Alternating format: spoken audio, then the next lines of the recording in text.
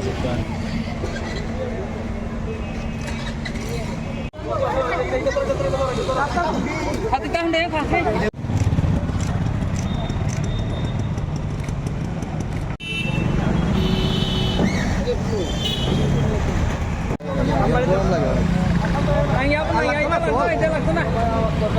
আমরা তো বারংবারই আসছি দপ্তরে বিগত সময়ে যে SST এক্সাম হয়েছিল সেই নিয়োগ প্রক্রিয়া কবে সম্পন্ন হবে সেটা জানার জন্য। আজকেও আমরা এখানে আগরতলা শহরের আশেপাশে যারা আমরা আছি তারা জড়ো হয়েছি। মুসলিমের কয়েকজন পিছিয়ে গিয়ে লোক জড়ো করলে আবার অনেকে বলে যে আমরা গ্যাদারিং করছি বড় করে, অসুবিধা হয়, তার জন্য আমরা কিছুজনই আমরা আজকে এখানে জড়ো হয়েছি।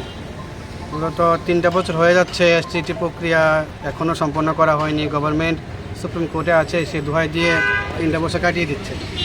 তো এখন আমরা দেখতে পেলাম তারা নতুন নোটিফিকেশান আউট করবে, নতুনভাবে পরীক্ষা নেবে। তারা বলছে যোগাযোগ করার পরে তারা বলছে যে আপনার যে বিষয়টা নতুন করে পরীক্ষা নেবে সেটা বলে এটা পুরোটা বলে আপনার ভিন্ন প্রক্রিয়া, মানে তারা বলতে যাচ্ছে বিগত যে পরীক্ষা হয়তো আসে এটা সত্যি কোনো সম্পর্ক নেই। কিন্তু আমরা দেখতে পাচ্ছি যেহেতু আমাদের যে 2022 SST পরীক্ষা হয়েছিল তার নিয়োগ প্রশিক্ষণ সম্পন্ন করা হয়নি, সেখানে গভর্নমেন্ট রিজার্ভেশন ফলো করেনি, যার জন্য কেস হয়েছে। হাইকোর্ট রিজার্ভেশনের ফলো করার জন্য মহামান্য ত্রিপুরা হাইকোর্ট জাজমেন্টও দিয়েছে। সরকার সেই জাজমেন্টকে অগ্রাহ্য করে তার নির্দেশ অমান্য করে তারা সুপ্রিম কোর্টে গিয়েছে। তারা বলছে তারা জাজমেন্ট ফলো করবে না, দ্যাট মিনস তারা রিজার্ভেশন ফলো করবে না।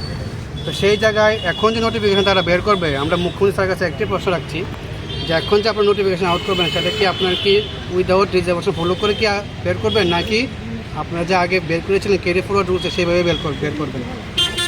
কারণ দেখতে পাচ্ছি আমরা যখন জাজমেন্ট বেরিয়েছিল হাইকোর্ট থেকে, তারপর কিন্তু সমস্ত নিয়োগ প্রক্রিয়া যে কোনো ডিপার্টমেন্টে সেগুলো কিন্তু রিজার্ভেশন ফলো করেই বের হচ্ছে এবং নিয়োগ প্রক্রিয়া সম্পন্ন করা হচ্ছে। তাহলে আমরা ক্ষেত্রে ব্যতিক্রম চিন্তা ভাবনা কেন তারা নিয়ে চলাফেরা করছে? গভর্নমেন্টে আমরা ক্ষেত্রে কেন স্বতন্ত্র পোষণ বা বলে রাখতে গেলে এক চোখে তেল আরেক চোখে ঘি এমন ধরনের চিন্তা ভাবনা চলছে।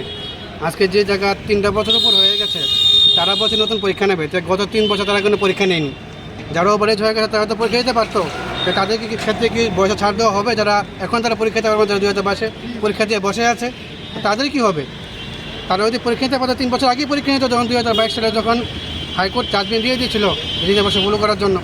এখন তো গভর্নমেন্ট তো পরীক্ষা নেয়নি, বা গভর্নমেন্ট তো কোনো ধরনের 2022 সালে নিয়োগ সম্পন্ন করার জন্য কোনো পদক্ষেপ নেয়নি। তারা সুপ্রিম কোর্ট গিয়ে বসে আছে। এখন তারা বলছে যে সুপ্রিম কোর্টে আছে, তারা নিয়োগ প্রক্রিয়া সম্পন্ন করতে পারবে না।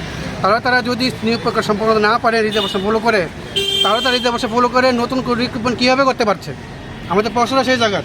আগে তো প্রিভিয়াস নোটিফিকেশনটা শেষ করতে লাগবে না, সেগুলো প্রসেস কমপ্লিট করতে লাগবে। আজকে শিক্ষকের জন্য হাহাকার চতুর্দিকে, তারা বলছে নিয়োগ করবে। আগামী সময়েও এমন হতে পারে নতুন নোটিফিকেশন হওয়ার পরে যারা বিগত সময়ে পাস করে বসে আছে, তারা যাদের বলছে কোর্টের কথা বলে নিয়োগ করবে না, তারা আইনের ব্যবস্থা হতে বাধ্য হবে।